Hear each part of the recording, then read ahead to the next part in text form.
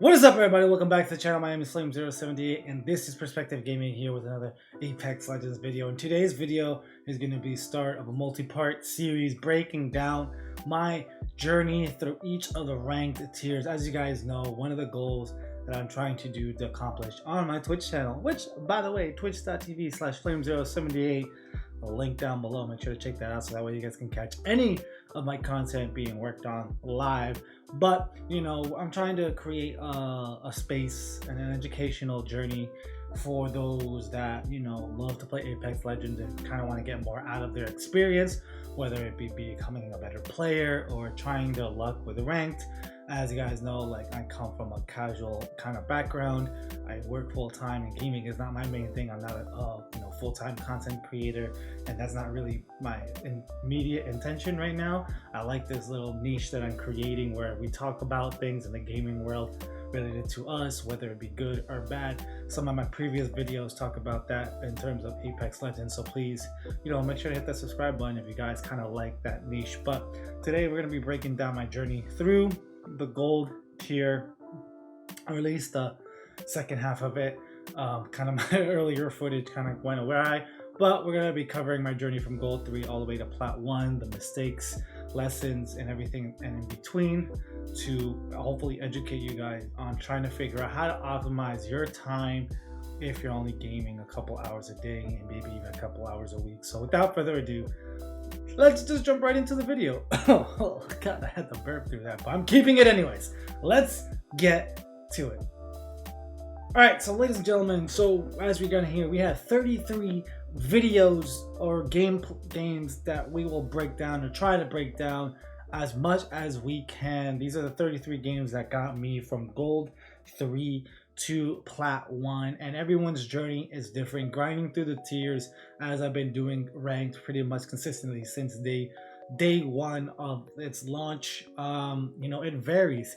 If you're a very skilled player, you can climb very well, getting the max points. A couple of wins will level you up pretty quickly. But for the schmucks, the Joe Schmoes, the ones who just want to play some Apex and maybe dip their toes into this ranked world, it's a little bit different for us. So I'm going to be covering our first couple of games, and this is going to be multi-part because obviously these are, as you guys look 19-minute, 20-minute, 16-minute, 17-minute. Like, these are a lot of big, lengthy games, and I do want to have some gameplay while I talk over. So this is going to be multi-part. So let's just go into the first couple. We're going to be covering, I think, probably maybe these videos real quick. We'll see. So let's just start with this one. The structure of this, I'll be talking over, I'll be skipping through. I'll let you guys know that we'll be letting the gameplay proceed so you guys can actually watch and enjoy. But yeah, so let's see, let's click this first video. I'm actually going to hide my webcam, and talk like this. So one of the things right here, I'm going to lower the volume of this as well. One of the big things, right, that I always recommend anyone starting out in their rank journey, or even Apex journey in general, if you're solo queuing, right, the best thing that I can recommend, even though I'll show you why it's annoying down the road, but regardless, best strategy is always play with your teammates if you're solo queuing, regardless how frustrating that could be. And let me explain. So what I mean by that is, if you're only gaming a couple hours a day, you only have a couple of chances to improve your game set, unless you're just like a prodigy in gaming. So every experience, every match should be taken as a learning experience, taken as something you can improve on, slightly work on just one mechanic per game to get you better. And one of the things that I learned very early on is, while solo queuing, as much as I want to just get better, say at my fighting, at my gunplay, at my movement, at engagements, at rotations, I can't really practice that effectively if I'm running and gunning by myself and ignoring my teammates and not trying to play with my teammates. So that's why I recommend and always say, hey, play with your teammates, even if it's frustrating. So right now, during this game, as you guys saw, we landed close to Skyhook. I don't think there's anyone around us, and in this match, we don't encounter anyone for quite a while. However, it's still the best option for you because it allows you to kind of get into your groove, find the things that you need to set yourself up for success, find the weapons that you like, so that way you can get into engagements on your own terms. However, there is downsides, like I'm alluding to.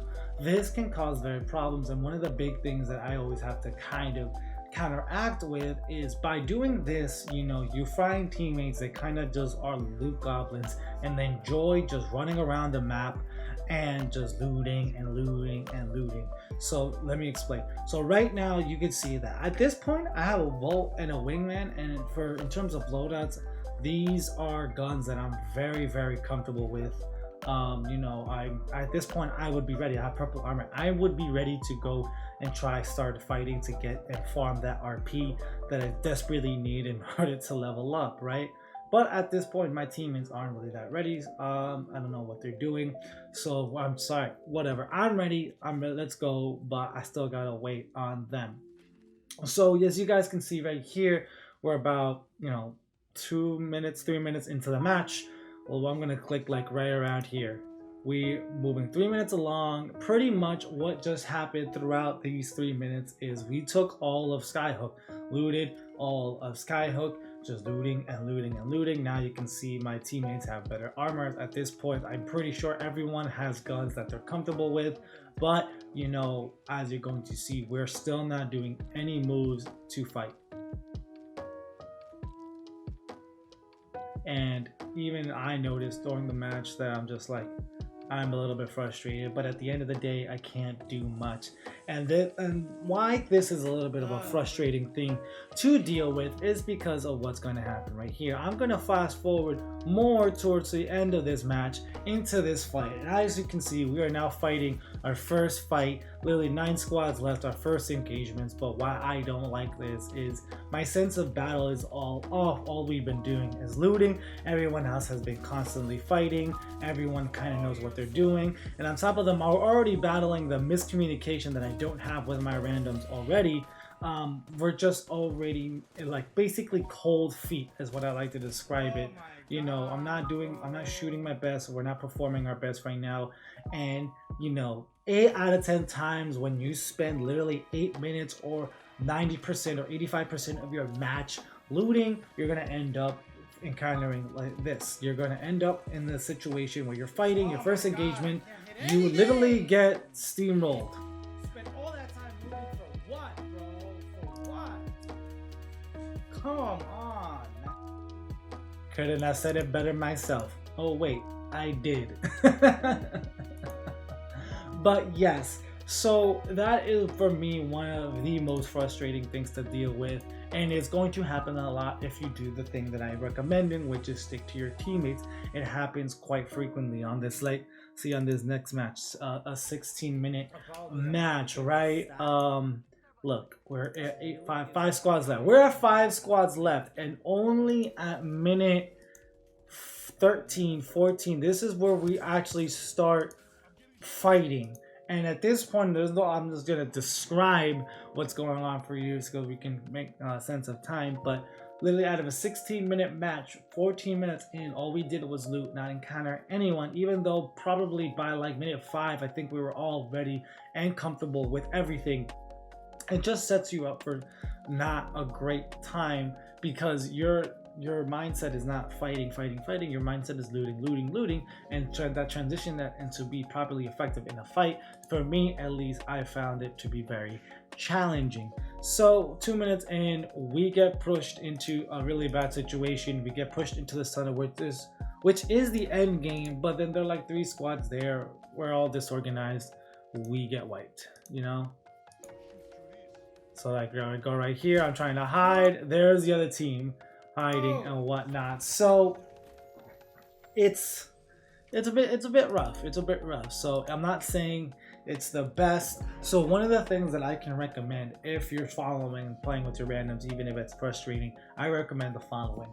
So if you're not jump master, ping a location that is close to a hot zone, whether it be the hot drop zone or high interest areas, in World's Edge, Capital, any of the new POIs at this point seem to have interest. Train Yard, those are very hot zones. So land next to them, you know, not like too far away, but like land to the spot next to them or a couple bins next to them, and then rotate in to give you that comfort of like hopefully you get a chance and RNG gods are in your favor to get a couple of guns, get an armor, and then start engagement. And that way you spend your little time looting, getting ready, and then you're not too far away from all the action where you have to like run across the map to fight. And also be smart, trade, pay attention, look behind you as the drop should happen, so you guys can see where everyone's landing, and try to pick where only 1 or 2 squads are in your vicinity, so that way you have a couple, like 1 or 2 engagements. If you succeed in those, then you have some breather room before you have to get into the next couple of fights. And if you're jump master, obviously you have control, so apply the same thing, you know, to that. Just put yourself and drop in those locations that I mentioned. Obviously, when you're not jump master, you really have to depend on your randoms, hopefully listening to your cues. Now, one thing that I also take advantage of is when you're playing with someone, right? So when I'm here, I play with my buddy Ren, a good friend of mine that is a fellow streamer and stuff like that. But when I have one other person, my chances of success already go up. My mood of playing the game, and that's another big thing I kind of want to like end the latter half of this video is mood, mindset, expectations of trying to succeed in this environment.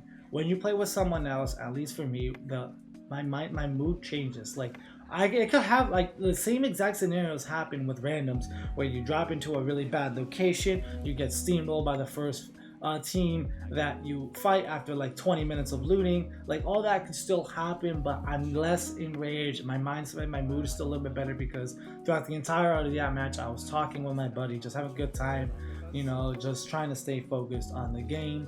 And that's something that I recommend trying to practice on when you're solo queuing and you're not actually playing with friends, because it's really easy to do it when you play with your friends, but it's not so easy to do when you're by yourself. So here, another thing that I recommend, something I'm working on too, so you know, do as I say, not as I do type of thing. When I solo queue, also keep in mind, just have your headset ready and your microphone ready as well.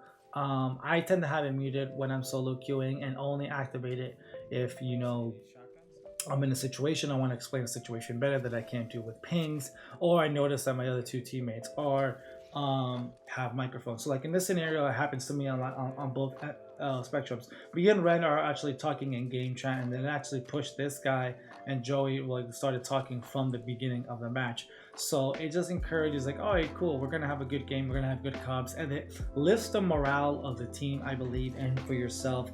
So that's why I'm just like, you know, always try to have your mic handy to get ready for that, you know, boost. But I understand some people are a little bit shy and be like, you know, I don't really want to have my mic talking all the time, and I totally get that. But I think it's always good to just have it ready.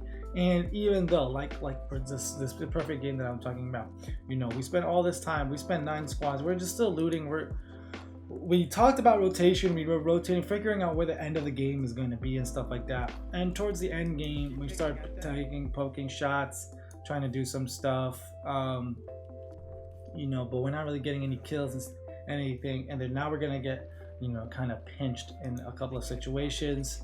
And so same thing kind of what the other games happened, where towards the end game, our first kind of fight, this is our first true fight. Yeah. So, but at the end of the day, because I was talking with my buddy, because we were having communication, you know, there was nothing really left open. We kind of knew what was going to happen. We kind of predicted it. So kind of for me, like saying it out loud really helps, versus where you kind of, if you internalize it and not speaking to it and you think like, God damn it, oh, I knew that was going to happen, you get really angry, right? But here, because we kind of already knew it and we were just trying our best to hopefully try to ride it out, not as angry, you know? So not saying just because you play with your buddies or even with a whole pre-made squad, you're not going to get into these situations. It's all just about mindset, positivity, and hoping for the best and just making sure to change that shift so that way you can have a more positive experience. And if you have a positive mindset, you will be able to eventually find success and stuff like that, you know. And then lastly, you know, with that, you know, opening the doors to running into someone. And this actually happened towards the latter half. Very true. This right here, where we're still talking through game chat, and then we found this dude, you know, he's mad chill. We started talking, started hitting it off. But you know, same thing kind of things. They're super passive. But we have good situations, you know. Right here, right here. So let's see. So yeah, we're going to the fights. You know, everything's all on the up and up. Everything communicating and stuff like that. There's someone lingering behind, so careful. There's two to your left, friend. And I just want to highlight a specific thing that happened. So we're taking this engagement in the red, which normally on solo queue I always feel like and let me see. Actually, behind my camera.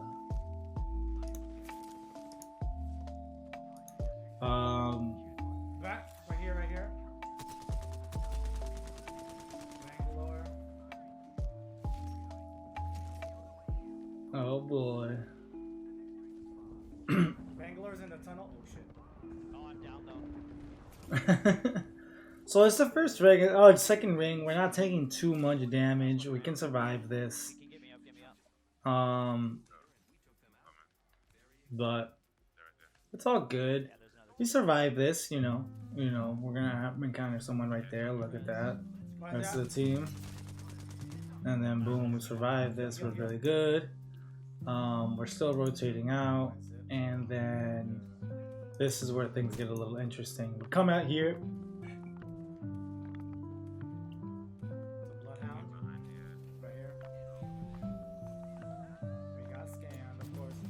And these are the plays that kind of happen because you have communication, right? We're taking now, we kind of see the team coming. Let me actually raise the volume of this so you guys can hear a little bit better. Get my RP, it's always important. First when you can, because you got to get that RP, ladies and gentlemen. You got to get that RP. Cracked. Don't ask me why I'm still rocking an alternator.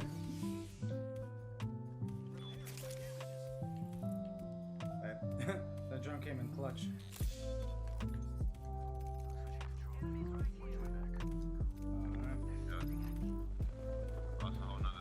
Yep. Oh man, the dreaded third party is when you're not fully ready, but it's okay. Cracked one. One's on me. Fuck. I need to get back to shit. There's a mirage right there. Should I use my self-res? Yeah, self. Alright. Another perfect thing that you would not encounter if you didn't have communication. You know, Trying to get away. setting up stuff like that. Always think about ways to get out. So that's why legend picking is also important. Pick the one that you think will help you. You know, I'm pretty well rounded when it comes to legends. I can figure out play the role that I need to play.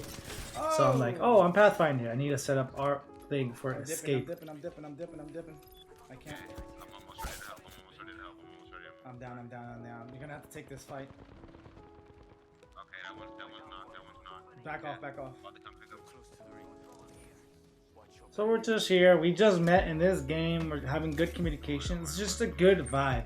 So again, reiterating, it's all about vibe. It's all about good mindset, you know, and just being comfortable with that. We're getting out of this situation. This was a very hairy situation, and we were like a bit like, yeah, let's get out of here. Let's focus. Let's hold them over here through the tunnel. But coming up, you're gonna see that's not gonna go our way, you know. Going through this tunnel right here. Yeah, we're gonna have to do that. Nice. If anything, we could hold them here. If you can pop your drone at the entrance of this tunnel, just so we can counter, see if we can get pinched, but we can hold them here. There's a trap here, actually. Oh, come on. So as you can Is there a see, squad there? Coming. I don't know, I can't tell. They're weak. let's go. We take this fight, try to hold them like we wanted to, Watch it, watch it, watch it, watch it. but unfortunately, Fucking with the caustic, got eliminated. we unfortunately cannot survive the situation. We got him. Our plan backfired. Call to me, call to me, call to me. Alright, if you could use your drone, that'd be dope. Someone's coming, someone's coming. Oh And my yeah, god, why? they held us. Oh, What we wanted to do got been That done was to such a us. great game. I swear to God. Oh man. So yeah. Anything, I was out of heals. Yep, and we die. So it's one of those things that you can have everything going your way, but it doesn't end up like that. But hey, you live and you learn. This is gonna be, again, like I said, a multi-part series. The lessons I want to impart, at least for these first matches I really wanted to cover, was, you know, again, if you're solo queuing, play with your team. I know it can be frustrating, but there are ways you can counteract that. You know, pick zones that are close to where hot drops are, so you can rotate into right after you get some loot, so that way you guys get into fights faster, because getting into engagements will help you feel confident, will help you work on those mechanics instead of just waiting until like literally the last like 5 minutes of the match. I don't recommend that. I don't find success in that route as often. You know, use comms when you can, when applicable. When applicable. You know, if you have a buddy, use game chat. I definitely recommend using game chat more, so that way you can encourage the third to have good communication. As you guys saw, like the 2 games, even though we didn't perform as great, just because we were talking, there was just cohesion there, and you can build, you know, and that's how you meet new people. You know, maybe that's how you find your go-to squad, right? And then lastly, just touching on is mindset. Please make sure, be positive. If you get frustrated, I understand. I do it a lot. It's something I work on. It's, again, one of those things, do as I say, not as I do, because it's still a work in progress for me. But those are the lessons I carry on with me. So please make sure to check out, and we'll go over some of the other games throughout Gold as our journey through Apex Predator continues. Thank you guys so much for tuning in. I appreciate all of you, and I'll catch you guys in the next video. Peace!